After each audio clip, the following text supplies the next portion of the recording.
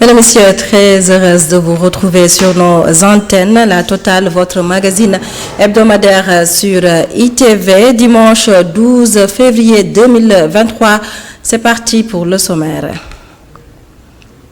Dans ce numéro, la rubrique Coin Éco, nous allons parler aujourd'hui du train, un moyen de transport de grande capacité, prétexte le chef de l'État Macky Sall qui promet de lancer les travaux de réhabilitation de la ligne ferroviaire Dakar-Tambacounda-Kidira, 17,8 milliards de francs CFA, le financement de la première phase, une annonce en marge du Conseil des ministres décentralisé dans la cité du rail Thiès.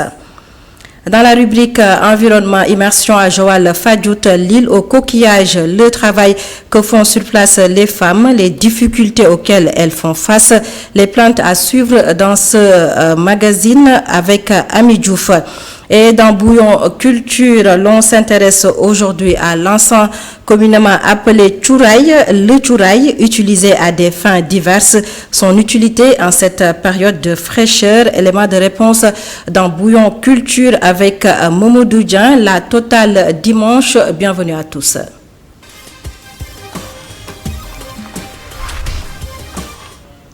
La réhabilitation des chemins de fer au Sénégal, les enjeux en marge du Conseil des ministres décentralisé à Thiès. Le président de la République, Macky Sall, a procédé au lancement de 20 mesures phares d'un coût global de 1500 milliards pour la région de Thiès. Le chef de l'État en a profité pour lancer les travaux de réhabilitation de la ligne ferroviaire Dakar-Tambacounda-Kidira, un projet dont le financement de la première phase est estimé à plus de 17 milliards de francs CFA, un projet aux nombreuses retombées financières selon des économistes, un sujet signé Amadou Barisha. Le train sifflera-t-il à nouveau dans ces deux emblématiques gares de Thiès? L'espoir est désormais permis et toute une région espère le retour du moyen de locomotion qui a fait sa réputation. Ayant connu son âge d'or sous la colonisation et les années qui ont suivi l'indépendance, le transport ferroviaire était à l'arrêt ces dernières années. Dr Seydina Oumar Sey, économiste originaire de Thiès, est convaincu des avantages de réhabiliter ce moyen de déplacement. Je vous parlais des régions, communes, villages où un peu partout que les rails reliés, ça permettait tout simplement d'intégrer les populations, ça permettait d'asseoir le tissu culturel, le développement in fine. Donc d'une manière ou d'une autre, on peut citer par rapport à la décongestion, il y a plusieurs externalités positives si toutefois on arrive à ce hub ferroviaire à partir par exemple d'une ville témoin telle que Thiès. Mieux encore, soutient l'enseignant-chercheur, l'économie ferroviaire participe significativement à des points de croissance. Il y a plusieurs externalités possibles parce que il faudra le rappeler, sous peu, dans 2 ans, supposons, on sera plein dedans dans l'exploitation de tout ce qui est les ressources pétrolières et gazières. Et si vous prenez la région de Thiès, c'est une zone où il y a de l'extraction. Il faudra vraiment amener les rails jusqu'au niveau de ces usines-là. Comme ça nous permet également l'interconnexion avec le port de Ndayane. Cependant, il ne faudrait pas commettre les mêmes erreurs qui ont causé la faillite du secteur, mettent-ils en garde.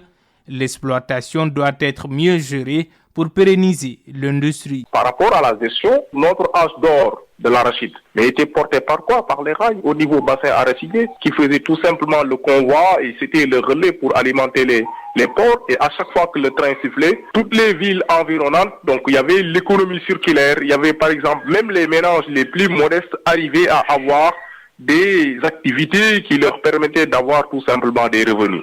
Mais pourquoi ces zones-là ne se sont jamais levées pour aller à des mouvements irrédentistes comme Casamance, je veux citer? Et parce que le rail passait. Plusieurs économistes ont théorisé les multiples avantages de chemin de fer. Selon Dr Seydina Oumar Sey, des pays dits émergents ont rattrapé leur niveau de développement grâce au train. Les goulots d'étranglement en termes d'embouteillage, tout ce qui porte par exemple le transport en tant que tel, donc des camions maliens, ne seront plus obligés de circuler dans Dakar. Donc il y a des zones où sont planqués et eux, après que le train achemine tout ce qui est les marchandises, eux vont faire le relais qui est derrière.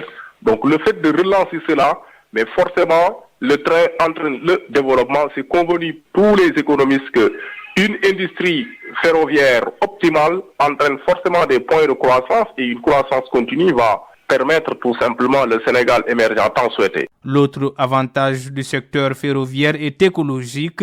Le train est vanté pour être un moyen de transport qui pollue moins. Un facteur qui aura sans doute un écho favorable dans un contexte mondial marqué par le réchauffement climatique. La réhabilitation des chemins de fer au Sénégal, les enjeux, le sujet de Coin Éco de ce soir. Coin Éco avec vous, Mamadou Ndiaye, bonsoir et bienvenue. Bonsoir Aminata, plaisir de te retrouver. Le plaisir est partagé. Merci beaucoup. Nous avons donc notre invité, M. Gueye, qui est un membre éminent du syndicat justement des chemins de fer, c'est ça? C'est ça. Donc bienvenue donc à notre émission de ce dimanche. Nous avons suivi ensemble l'élément avec un aéropage justement de faits rassemblés justement par le journaliste mais aussi par l'économiste qui était invité. Alors, à la date d'aujourd'hui, est-ce qu'on peut dire que le chemin de fer intéresse et suscite toujours de l'intérêt? Effectivement, monsieur. Bon, je pense que le secteur du rail fait une partie intégrante du programme du plan Sénégal émergent. Parce que le chemin de fer a un programme structurel maintenant qui a été défini à travers la politique ferroviaire qui a été présentée par le secrétaire général au réseau ferroviaire qui est actuellement le PCA des chemins de fer du Sénégal. Bon, ce programme est bâti sur une philosophie qui va servir d'être un soutien stratégique aux politiques publiques, mais aussi répondre aux problématiques actuelles de développement et de résilience économique à l'intérieur du pays. Mais il va aussi être une remède aux contre-performances d'un secteur à fort potentiel. Parce que nous le savons tous que le pays a beaucoup d'opportunités en ce qui concerne les productions, mais aussi les mines. Donc il faudrait nécessairement que le chemin de fer arrive à pouvoir assurer son rôle pour booster l'économie sénégalaise. Donc, il y a une période où les pouvoirs publics d'alors avaient décidé de privatiser les chemins de fer. Ils nous avaient expliqué à l'époque que c'était par nécessité conjoncturelle, qu'on devait rétrocéder au privé les chemins de fer. Mais maintenant, présentement, on s'aperçoit que cette privatisation, c'était peut-être une fausse route. Pour la bonne et simple raison que quand le train ne marchait plus, tout le monde s'est reporté sur la route et il y a une forte pression justement sur la route qui occasionne sans doute des inconvénients, des incommodations, mais en même temps aussi peut-être des dangers sur la route qui devient meurtrière. Est-ce qu'aujourd'hui le fait qu'on parle encore des chemins de fer, c'est pas une sorte de ballon de tennis qu'on renvoie, que ça renvoie plutôt partenaires et adversaires du chemin de fer. Aujourd'hui, si le chemin de fer devait revenir à la surface, quelles devraient être les raisons qui devraient présider au retour au chemin de fer? Effectivement, le chemin de fer a beaucoup souffert de cette privatisation de 2003 parce que la forme de privatisation était intégrale où l'infrastructure et l'exploitation étaient confiées au privé. Donc, on s'est rendu compte au cours de quelques années que ce n'était pas la bonne, il fallait rectifier. C'est pour cela que les autorités sénégalaises et maliennes, au courant de 2015, ont entamé une négociation pour reprendre le chemin de fer. Le reprendre pour quoi faire? Pour maintenant dissocier l'exploitation de la gestion du patrimoine. Oui, donc, ce qui intéresse maintenant les États, c'est de donner c'est de donner au chemin de fer un format qui va favoriser l'investissement. Parce que avec la privatisation intégrale, il faudrait dire qu'il n'y avait pas beaucoup de garanties pour pouvoir investir sur le chemin de fer. Maintenant, il y a une restructuration qui s'est faite avec le programme que je parlais tout à l'heure, la stratégie de revitalisation du rail au Sénégal, qui se présente par des axes et des lignes à créer, donc qui vont s'étendre demain sur 2000 km de voies, dont les 650 à réhabiliter. Et il y aura aussi de nouvelles lignes qui vont être créées, comme l'axe Tambacounda-Ziguinchor qui est envisagé, Tamba-Kédougou, vers le nord aussi, et le Fouta, Tamba-Bakel, donc pour favoriser le transport des mines, mais aussi des productions agricoles. Autrement dit, Aminata? Alors, M. Gueye, tout à l'heure, vous avez parlé du secteur de l'économie. Alors, ma question, c'est quel avantage représente le chemin de fer sur le plan de l'économie? Bon, sur le plan de l'économie, il faut dire que ça va faciliter les échanges commerciaux à l'intérieur du pays, mais aussi dans la sous-région. Par exemple, si vous voyez la position géographique du Mali, ça apporte un intérêt particulier au Sénégal. Donc, il faudrait que pour que le Sénégal puisse non seulement faciliter les échanges à l'intérieur du pays, mais aussi pour ne pas perdre sa part sur le marché malien. Parce qu'aujourd'hui, si nous laissons le chemin de fer mourir, d'autres pays vont s'en profiter pour maintenant capter le marché malien.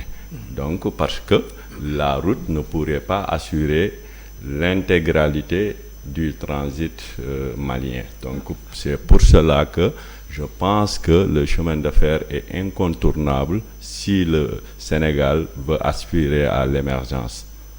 Donc, vous considérez que le chemin de fer est stratégique dans l'essor du pays qui est envisagé, en tout cas dans les prochaines décennies? Effectivement, parce que si nous voyons le programme qui a été établi, donc on voit nettement qu'il y a des enjeux d'ordre sociétal, environnemental, mais aussi économique. Parce que sur le plan sociétal, le chemin de fer va soutenir l'équité territoriale par le biais de rapprocher les populations et donc les populations, le monde rural et la ville va se rapprocher de plus en plus, mais aussi ça va permettre à faire du Sénégal un pays qui participera à réduire la pollution. Oui, donc, sonore. La pollution sonore, mais aussi avec moins de dégagement de gaz. De gaz au niveau de l'air. Oui. Vous avez parlé de la ville et des campagnes. Certainement, quand le rail sera là, fonctionnel à nouveau, avec de nouvelles finalités économiques, il y a possibilité peut-être que les Sénégalais, du point de vue de leur mentalité, commencent à changer pour ne plus s'apercevoir que seule la route est viable pour le transport ou la mobilité.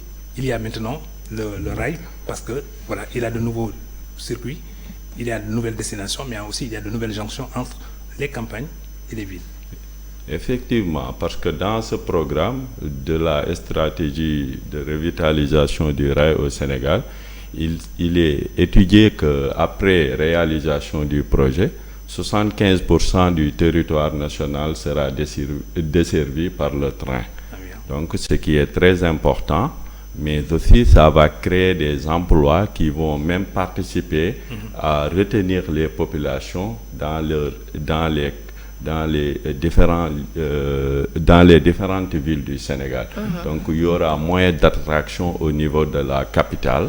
Donc, c'est très important parce qu'on envisage une création d'emplois qui va être autour de 180 000 d'emplois directs, mais aussi il y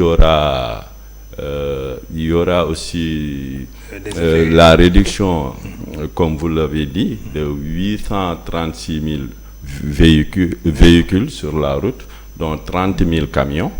Donc ça sera très important pour favoriser le voyage par le train. Oui. Alors, M. Gueye, avec les nombreux accidents notés ces derniers jours, pensez-vous que le chemin de fer peut être un début de solution pour lutter contre ces accidents? Effectivement, parce que si nous avons un réseau ferroviaire sécurisé, bon, c'est sûr qu'il y aura moins d'accidents, parce que le risque d'accident du train est moins élevé que celui de la route. Donc, certainement, si nous avons des trains demain qui seront à l'image du TER en matière de modernisation, mais aussi de sécurité par rapport à la voie, donc nous aurons vraiment moins d'accidents comme on le constate sur la route. Vous avez défendu bec et ongle le rail de demain. On aimerait bien savoir quel va être effectivement aussi le sort de la ville de Thiès. Sera-t-elle toujours ce vieux dicton benn dëkk ñaari gaar, ou bien est-ce qu'il y aura de nouvelles polarités qui vont éclore, qui permettraient sans doute de concurrencer un peu Thiès pour ne plus être la seule ville à 2 gares ferroviaires? Effectivement, on peut dire que si une fois le projet ferroviaire sénégalais se réalise, il y aura une équité par rapport à ce que le train pourrait servir sur l'ensemble du territoire. Donc il n'y aura plus la ville de Thiès, mais on aura aussi Tamba qui sera un pôle économique avec le port sec qui est envisagé là-bas, mais aussi comme Kaolack et autres, Touba, il y aura les lignes de Saint-Louis qui seront réhabilitées aussi. Donc il y en aura un peu partout à l'intérieur du pays, même comme je vous l'ai dit tout à l'heure, il y aura Ziguinchor aussi, la jonction entre Ziguinchor et Tambacounda. Donc ce qui est sûr, c'est que il y aura la présence du train un peu partout sur le territoire. Donc, mais vous ne semblez pas peut-être vous intéresser un peu à Ndayane, quand même, avec le port qui va naître, mais le rail devait accompagner sans doute l'émergence justement de ce port, non? Bien sûr, oui. Tous les ports seront accompagnés par le train. Donc ça, c'est sûr, c'est établi dans le programme. Très bien. Oui. Alors, vous êtes syndicaliste, oui. Et on sait que voilà, le rail a toujours été peut-être un lieu d'éclosion aussi peut-être des forces syndicales. Rappelons-nous peut-être le fameux roman de Samuel Ousmane, avec le déclenchement de la grève de 1947 du Dakar-Niger.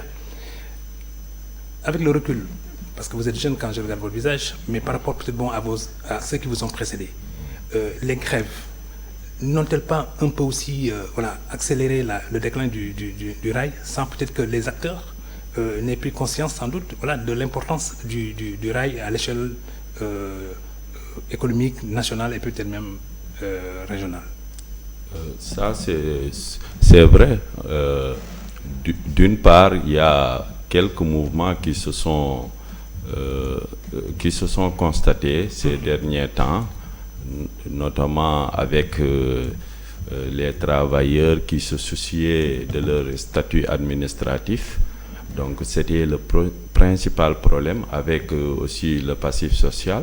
Mais il faut noter qu'avec l'arrivée du président de la République d'hier, donc ce problème est derrière nous. Donc il a donné l'ordre à ce que tous les travailleurs de l'ex-Dakar Bamako Ferroviaire soient reversés à la Société de patrimoine les chemins de fer du Sénégal. Parce que ce qui est évident, donc c'est vrai que l'entreprise a intérêt à favoriser une collaboration entre partenaires sociaux et direction générale. Mais aussi, il faudrait dire que pour que les travailleurs puissent montrer une certaine collaboration, il faut qu'ils se sentent rassurés par rapport à leur avenir. Donc c'était le principal problème. Donc par là aussi, il faut féliciter le président de la République, il faut lui rendre hommage par rapport à ce problème qu'il a définitivement réglé depuis hier. Mais vous êtes très optimiste, hein, M. Gueye. Vous êtes très optimiste. Le président a pris cette déclaration et tout de suite, voilà, vous la prenez pour peut-être de l'argent comptant. Bon, parce que je ne pense pas que le président dit ça simplement pour le plaisir de le dire. Pour le plaisir des gens. Parce que pourquoi? Parce qu'en 2016, lorsque il y avait la privatisation, donc je me rappelle, nous on était le syndicat qui défendait l'État pour reprendre le chemin de fer, en l'occurrence Sutrail, le syndicat majoritaire. Mais on avait vu que l'État s'est toujours soucié à protéger le travailleur, parce qu'à l'époque, il y avait possibilité de déclarer l'entreprise en faillite, le Transrail SA, parce qu'il y avait beaucoup de passifs, beaucoup de dettes. Mais les États se sont souciés à préserver le travail des employés. Pour le préserver. Oui, donc ils ont proposé un redressement judiciaire. Donc, à partir de ce redressement judiciaire, ils ont préféré indemniser M. Abba Jaber, qui était là, donc pour pouvoir maintenant conserver les emplois et aussi prendre en charge le passif social. Donc, est-ce que vous aujourd'hui, oui. Dans la construction du chemin de fer de demain, oui. Puisque vous parlez de l'avenir justement du travailleur du chemin de fer, mais aussi, il ne faut pas oublier l'avenir également du train, l'avenir de la culture ferroviaire dans ce pays. Est-ce qu'il y a des engagements que vous pouvez prendre pour, diminuer sans doute le volume des grèves, mais surtout également vous investir dans la construction d'un chemin de fer de type nouveau qui permettrait sans doute de concurrencer ou alors de relever le niveau de développement du pays par l'accroissement sans doute du volume d'activité du chemin de fer, en le décentralisant, mais aussi en permettant à tous les Sénégalais maintenant d'avoir une équité de transport parce que le chemin de fer sera au rendez-vous. Effectivement, je pense qu'il faudrait nécessairement qu'on se lance dans ces perspectives parce que le directeur général qui est nouvellement nommé par le chef de l'État, donc lorsqu'il est venu, il a invité vers les gens sur ce chemin, donc il voudrait qu'il y ait une participation des travailleurs sur le projet qui a été présenté et que lui aussi il a dit qu'il ne veut même pas attendre longtemps. C'est pour cela qu'il a proposé un programme de remise à niveau de la voie de Dakar à Tambacounda d'abord pour préparer les grands projets de réhabilitation. Parce que sans le maintien de cette infrastructure, donc on ne pourrait pas acheminer la logistique qui servirait à la réhabilitation de la ligne Dakar-Tambacounda. Oui, donc, c'est maintenant. Maintenant, donc, nous aussi, on a saisi cette invitation et depuis un certain moment, il y a pas mal de rencontres. C'est vrai que pour le moment, il n'y a pas encore de vraies rencontres de travail. Parce que nous aussi, on était dans une période de renouvellement de nos structures syndicales, raison pour laquelle moi aussi, je viens tout juste d'être à la tête du syndicat majoritaire. Je n'ai même pas encore de bureau parce que ça fait même pas 2 semaines. Donc après cette structuration de notre institution syndicale, donc c'est sûr qu'on aura des rencontres maintenant pour donner notre avis par rapport à ces ambitions. Alors, Babacar, vous avez listé tout à l'heure les avantages et les atouts du chemin de fer. Alors, qu'est-ce qui justifie ce brusque retour au rail? Bon, parce que c'est juste que tout le monde s'est rendu compte que le rail est incontournable. Oui, parce que le relais du bateau, par excellence, donc c'est le train. On ne peut pas faire transporter par la route tout ce que tout ce qui transite vers le port de Dakar. Donc, sinon, il y aura toujours des problèmes. Si vous voyez, comme on le dit toujours, la plupart des accidents routiers, on vous dit que le véhicule était en collision avec un camion, ou bien le véhicule évitait un camion. Donc, on s'est rendu compte que si nous voulons demain aspirer à être un pays attractif en termes de transport, donc il faudrait nécessairement qu'on relance le train vers l'intérieur du pays, mais aussi vers la sous-région. Alors, puisque vous parlez justement de ce train, ce nouveau type de train et cette nouvelle vision du train, mais permettez justement d'insister un peu sur le TER. Le TER avait suscité beaucoup de polémiques, mais à l'arrivée, je pense que les polémiques se sont estompées, simplement parce que de plus en plus de Sénégalais ont découvert que c'était quand même une commodité assez intéressante de se déplacer. Mais vous, chemin de fer, si vous voyez un peu peut-être l'essor du TER, quel peut être votre concours pour que le chemin de fer soit aimé des Sénégalais, dès lors que peut-être il y a un embryon qui s'est développé avec le TER d'ici à Diamniadio? Oui, il faudrait dire que le TER s'inscrit dans une logique de politique de délocalisation de Dakar, de la capitale. Donc si l'État du Sénégal a créé une nouvelle ville à Diamniadio avec un pôle industriel, des infrastructures comme le stade, Dakar Arena, aussi l'aéroport AIBD, etc., les sphères ministérielles. Donc il est impératif qu'un mode de déplacement adapté sur ces infrastructures. Maintenant, si on délocalise et qu'il n'y a pas un moyen de transport moderne et fiable, donc il y a aussi un problème.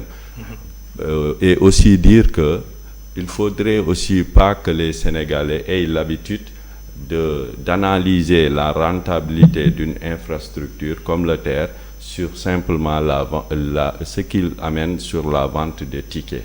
Parce que sinon, les populations allaient en souffrir. Par exemple, si on voulait tirer des bénéfices sur la vente de tickets, c'est comme si on disait qu'un hôpital public, on va faire de sorte que l'hôpital tire son investissement sur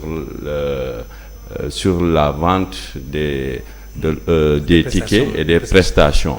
Donc je pense que l'État aussi a une mission de soulager et de participer à réduire les difficultés des populations. Donc on ne peut pas facturer le train express régional plus cher pour la rendre économiquement rentable. Parce que il faut dire que le train express régional peut faire aussi peut impacter sur d'autres aspects aussi comme par exemple la réduction des embouteillages qu'on chiffre parfois à hauteur de milliards. Donc il faudrait aussi savoir que la réduction de ces embouteillages aussi, peut-être cette rentabilité peut être rattachée au train express régional, comme demain si le BRT arrive à assurer le rôle qui est attendu. Donc il faudrait savoir que indirectement c'est une rentabilité qui peut être rattachée à ces infrastructures. Alors, je sais que tous les acteurs du train, donc tous les acteurs du chemin de fer sont en train de se préparer pour demain. Parce que demain, c'est une hypothèse, mais en même temps aussi, c'est une série d'interrogations justement sur le futur du Sénégal par le biais du train. Mais vous, dans votre secteur d'activité, comment vous voyez demain le cheminot de demain? Comment vous voyez le cheminot de demain? Comment vous voyez en même temps aussi le futur du train articulé maintenant aux nouveaux besoins de mobilité, mais aussi de transport du lourd, et en même temps aussi peut-être de dégager la capitale d'un certain nombre de contraintes vers une décentralisation à l'intérieur? Si tous les projets arrivent à terme, je pense que le chemin de fer va assurer un rôle très important. Et le cheminot de demain reprendra l'importance qu'il avait dans le temps. Parce qu'il faudrait dire, avant, le cheminot était très respecté et très envié. Oui. Oui, c'est par l'arrêt du train et les difficultés qui ont été notées sur, comme je vous l'ai dit, sur les mutations qui se sont succédées au niveau de la gestion, que maintenant le cheminot a moins d'importance. Il a perdu un peu de ce prestige. Oui, effectivement. Mais si le train arrive à être au rang qui lui est réservé dans les programmes définis par les projets, donc je pense que le cheminot retrouvera sa place au Sénégal. Peut-être une question sur les métiers de demain, sur le rail, sur le ferroviaire. Est-ce que c'est pas les mêmes fonctionnalités, les mêmes activités que faisaient peut-être vos pères ou bien vos grands-pères que vous héritez? Il y a peut-être possibilité sans doute de remodeler un peu le schéma du rail de façon à ce qu'il soit en adéquation avec les besoins de performance qui ne sont pas seulement ces performances héritées sans doute du vieux tracé ferroviaire, non? Je pense que l'État a même anticipé sur ça. Parce bien. que si vous voyez la création de l'ISEP de Thiès avec les métiers du rail, donc il y a maintenant des jeunes cheminots qui vont être formés là-bas. Donc il y a même des promotions qui sont sorties. Il y aura de nouvelles filières parce que, comme on le sait, le rail de demain va tendre vers la signalisation. Donc si vous voyez, le système du TER est différent du système qui gère la régulation au niveau des trains comme CFIX et ICS. Donc nos gares sont différentes par rapport au TER. Donc là-bas, c'est la signalisation qui est le pilier du fonctionnement. Voilà. Ouais. Nous avions M. Babacar Gaye donc avec nous, un acteur du rail, du chemin de fer. Mais nous espérons qu'à l'issue justement de cet entretien, demain, il y aura un train de type nouveau, mais aussi il y aura un cheminot de type nouveau. Aminata. Merci beaucoup, M. Ndiaye, Mamadou Ndiaye. La réhabilitation des chemins de fer au Sénégal, les enjeux, le sujet de Coin Éco de ce dimanche. Coin Éco, la présentation de Mamadou Ndiaye. Son invité, Babacar Gaye, je rappelle qu'il est le secrétaire général du syndicat unique des travailleurs du rail. 19h45, retrouvez Mamadou Sy pour le bulletin d'information. Quant à moi, je vous donne rendez-vous dans une vingtaine de minutes pour la suite de votre magazine La Totale Dimanche.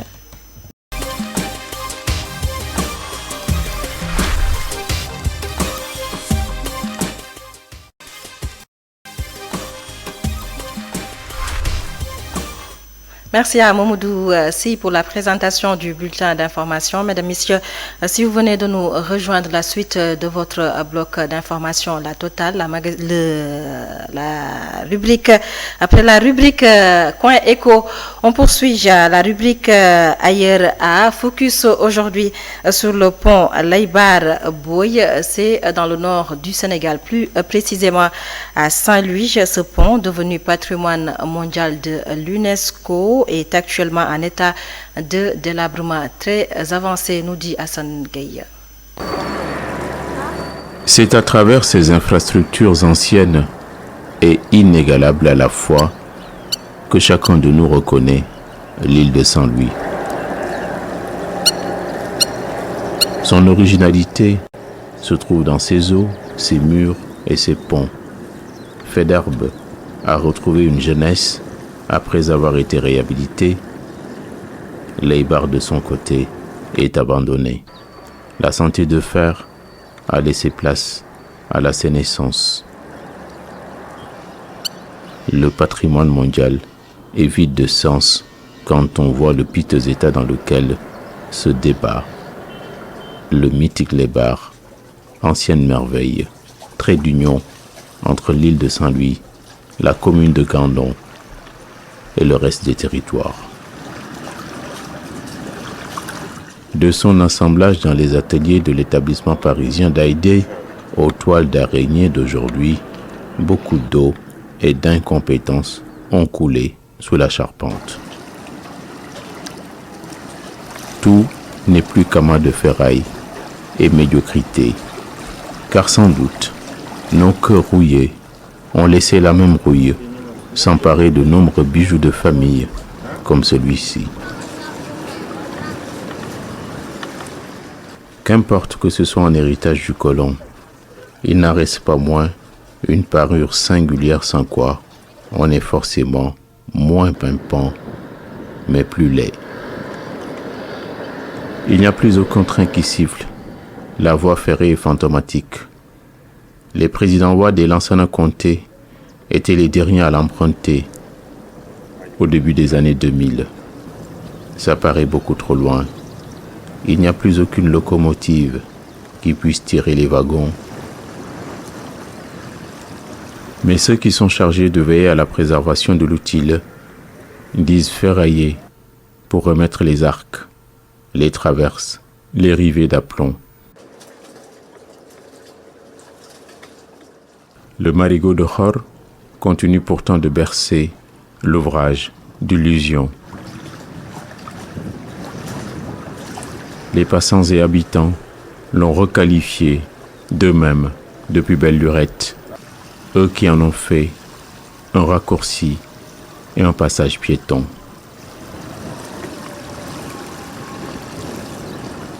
À leurs risques et périls, tant c'est vétuste et tant c'est dangereux pour la traverser.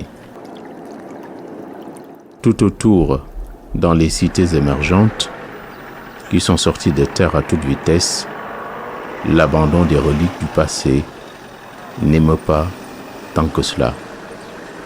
Une seule inquiétude est inscrite en rouge sur les murs de lamentation.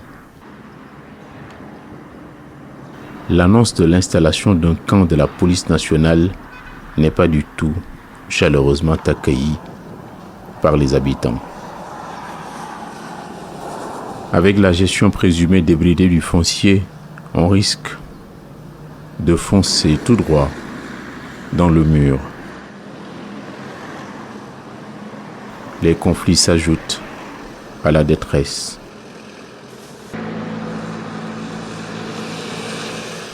La décapitation de l'outil ferroviaire est un échec cuisant.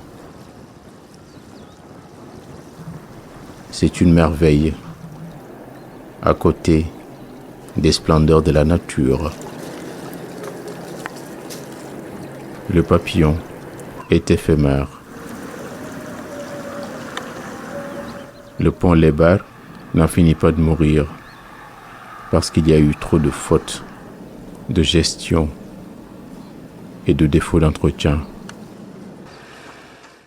Le patrimoine se casse la figure sous nos yeux. Hassan Gueye, une transition juste trouvée pour parler de l'environnement. La rubrique nous mène aujourd'hui à Joal Fadjout, une île bâtie sur des coquillages. Sur place, des femmes s'activent dans la transformation. Ces dernières voient leur activité menacée, rencontrent d'énormes difficultés et sollicitent le soutien de l'État du Sénégal. Et pour plus de précision, Ami Diouf nous sert de guide dans ce reportage.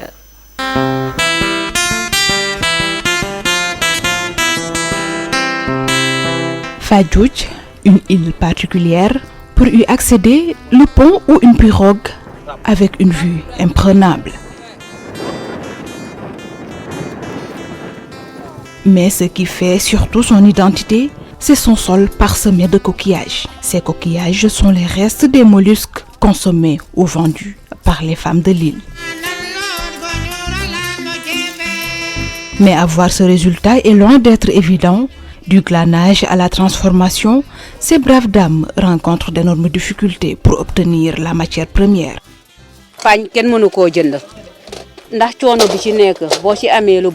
Le travail est très pénible. Pour avoir ces mollusques, nous nous levons à 3 heures du matin pour les bouillir avant de les sécher et d'aller les vendre. Des fois, le retour est très difficile après l'aglanage. Quand on réussit à avoir une grande quantité, nous sommes obligés de payer 1000 francs pour revenir à la maison.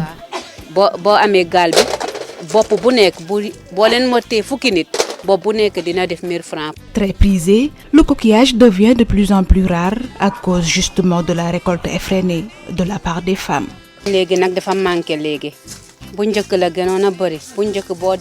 Auparavant, nous pouvions avoir 1 ou 2 sacs par jour. Mais maintenant, le coquillage est devenu rare. Même avoir une bassine, c'est pas évident.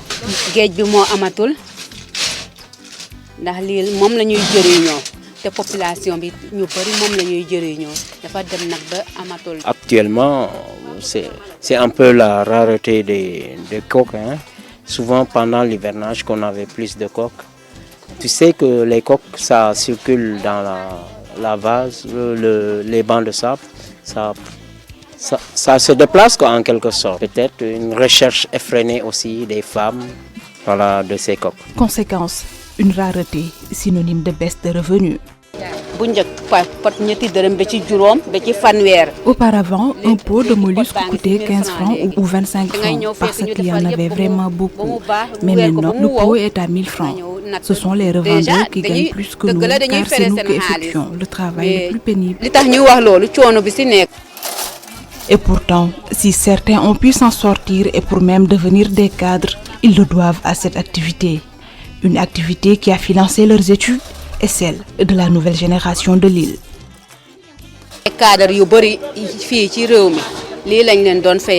Des personnes sont devenues des cadres aujourd'hui et grâce à ces coquillages, c'est avec le revenu engrangé qu'on leur a acheté le matériel scolaire dont ils avaient besoin pour réussir.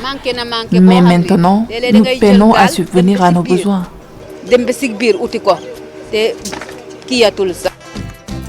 C'est pourquoi un appui des autorités est vivement souhaité.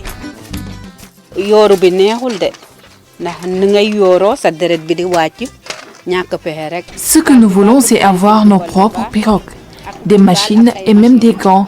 En gros, avoir le matériel nécessaire afin de nous faciliter le travail.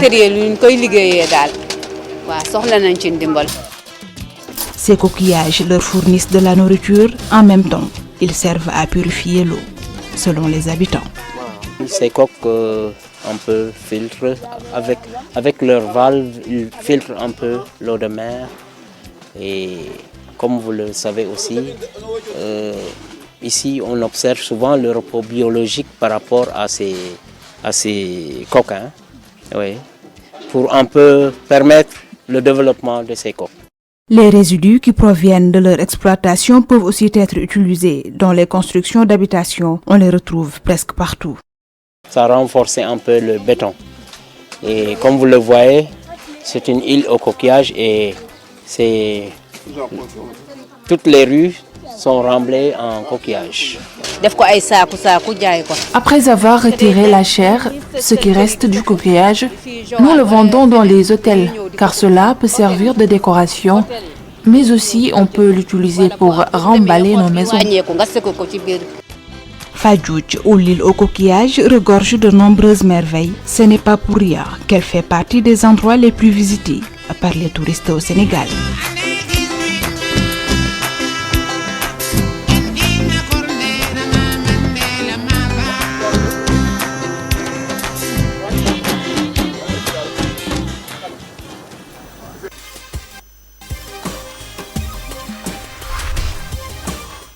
L'île au coquillage, Joal Fadjout. Merci beaucoup à Ami Diouf pour ce reportage. La dernière note de votre bloc d'information, la totale dimanche, bouillon culture. On en parle dans ce magazine. Les Dakarois, le froid et les astuces. Sud-Camp optent pour les habits lourds. D'autres ont préféré choisir l'encens, communément appelé Tchouraï. Au Sénégal, un sujet signé Mamadou Dia. Un vent frais souffle sur Dakar. La fraîcheur nocturne et matinale est ressentie sur l'ensemble du territoire, avec des températures minimales oscillant entre 17 et 25 degrés Celsius, d'après l'ANACIM. Cette fraîcheur impose une garde-robe particulière. Le troisième âge se remémore les vieilles astuces.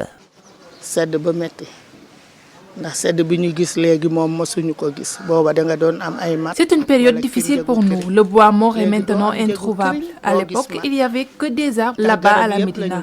On allait chercher du bois mort qu'on utilisait pour allumer un petit feu et on se douchait avec de l'eau tiède. jaaru waaw waaw jaaru waaw waaw pour day nugal néeg bi nag. Oui, on se mettait autour d'un feu de bois pour amoindrir le froid. Ça faisait du bien surtout aux vieilles personnes. Il fallait obligatoirement le faire. On utilisait aussi un ascensoir. C'était une astuce pour tout le monde. xal yi daal di toog en famille jaaru bu la neexee xale yi jaar bu leen neexee mag ñi jaaru waaye mag ñi daan ñoo ko gën a farlu. C'était toute une préparation, tout un procédé pour réussir cette astuce de grand-mère contre le froid. Binta Faye raconte. Demba nag man ci ñi doon dajale ay matt di ko fori indi ci laa bokk. Moi, je faisais partie de ceux qui allaient chercher du bois mort. On le faisait avant cette période pour se préparer contre le froid. On en avait un stock. Une marmite était aussi posée sur du feu en permanence. Toute la famille se douchait avec de l'eau tiède. Suba tàngal ko ci ngoon gi ku bëgg a sangu. Voilà, loolu moo amoon. Aujourd'hui, cette astuce tend à disparaître au gré de la modernité. L'ère du temps exige une adaptation. di sol yére yu diis rek. Maintenant, j'achète des pulls, des foulards. Je couvre tout le corps pour se protéger du vent. Il faut que les enfants aussi le fassent. maa ngi ñaan yàlla xale yëpp daal nu ñuy protéger wu di sol lu diis muy mag di ndaw. dinaa jaar fëgg jaay ba wut fa ay dessus yu baax. J'achète de la fripe, des sous-vêtements, des pulls, des collants, des bonnets, des écharpes. Ça m'aide beaucoup. Non, da la ciy dimbali bu baax soo ko defulee du baax doo dem. D'autres plus jeunes déboursent sur l'indétrônable encens de la culture sénégalaise du cuuraay avec une dose de modernité. wax léegi ñu ngi defar ànd électrique bi waaw ñu bëri comme jéegi tayal yi moom léegi boyalatuñu. Il y a maintenant des ascensoirs électriques plus faciles à utiliser. L'essence offre de la bonne odeur et une petite chaleur. C'est une bonne astuce contre le froid. tonk naa ko torop moom saa yi ma xëyee moom laay def bu guddee tamit balaa ma tëdd moom laay def. Un tour au marché pour avoir le cœur net sur la commercialisation de ce produit, l'encens, en ces temps de fraîcheur. Déjà à l'entrée de cette boutique spécialisée au marché Tilène, l'odeur titille les narines. Les vendeurs se frottent les mains. waaw par rapport ak tàngaay bi bu sedd bi ñëwee moom. La vente a considérablement augmenté ces temps-ci. Le nombre de kilogrammes vendus par jour a doublé voire triplé. Contrairement quand il fait chaud. Les clients viennent en masse. D'autres préfèrent s'emmitoufler au moment où ces fumigations sont très prisées. Pour Binta Faye, son ascensoir ne la quitte pas.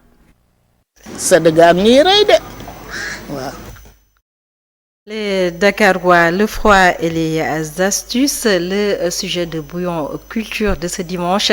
Un reportage de Mamadou Dieng avec nous sur le plateau. Mamadou Dieng qui nous rejoint sur le plateau. Mamadou, bonsoir.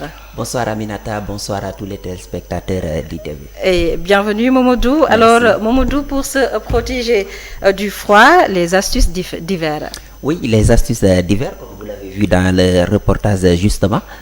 Il fait froid, évidemment, il faut s'adapter. Donc, et pour ça, chacun a sa recette.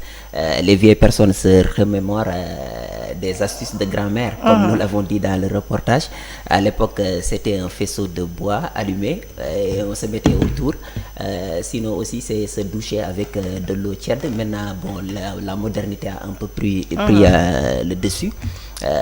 Les plus jeunes se procurent plutôt des pulls, des foulards, des écharpes, entre autres, pour se protéger contre le froid. Donc, comme vous l'avez dit, comme le titre également du reportage, à chacun sa recette. C'est ça, Mamadou, les astuces diffèrent, c'est ça, pour se protéger contre le froid. Vous l'avez dit tantôt, Mamadou Dieng, les astuces de grand-mère contre le froid qui tendent à disparaître. Effectivement, qui tendent à disparaître, notamment les bois morts qu'on utilisait pour allumer du feu et se mettre autour, qui sont remplacés maintenant, bon, une recette qui est remplacée maintenant par disons, les ascensoirs, des ascensoirs qu'on fabriquait avec de l'argile, ça existe toujours. voilà, qu'on fabriquait avec de l'argile et on mettait un peu de peinture pour la décoration et tout ça. Ça a tendance également à évoluer, ça a évolué même. Maintenant, c'est des ascensoirs électriques, voilà, beaucoup plus modernes et beaucoup plus adaptés. Là, on a besoin ni de charbon de bois, ni de cendre. Et c'est la modernité. Voilà, c'est la modernité pour se préparer par rapport à ça. Donc, voilà quoi, la modernité a un peu pris le dessus. Mais sinon, quand même, se doucher avec de l'eau tiède, ça existe toujours et je pense que pas mal de personnes le font toujours. Alors, Mamadou, le constat est fait en cette période. Les femmes dépensent beaucoup d'argent pour acheter du chouraï. Du coup, ce qui fait l'affaire des vendeurs.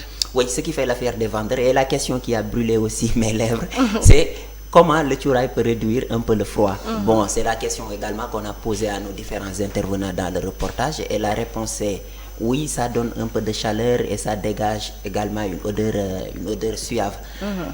Voilà, maintenant ça reste à voir si ça réduit carrément le froid. Mais en tout cas, comme vous l'avez dit, nous avons fait également un tour au niveau du marché et c'est un produit qui marche très fort actuellement. Le vendeur, vous l'avez entendu, s'il parvenait à écouler 3 kg, 4 kg par jour, maintenant c'est le double, voire le triple, comme pour dire, il se frotte les mains. C'est un produit très prisé et ça a fini également à se loger dans la conscience des femmes. C'est-à-dire à chaque fois qu'il pleut ou qu'il a fini de pleuvoir ou qu'il fait froid, il faut absolument mettre de l'encens pour embaumer les pièces. Et du coup, le chiffre d'affaires des vendeurs passe du simple au double. Du simple au double, voire le triple. C'est ça. Merci beaucoup, Mamadou Dieng, qui a certainement expérimenter le chouraï. Merci beaucoup à Mamadou Dieng. C'est sur cette note que nous refermons ce magazine, bloc d'information, la totale dimanche. C'est fini pour aujourd'hui. Rendez-vous dimanche prochain. Excellente suite des programmes sur ITV.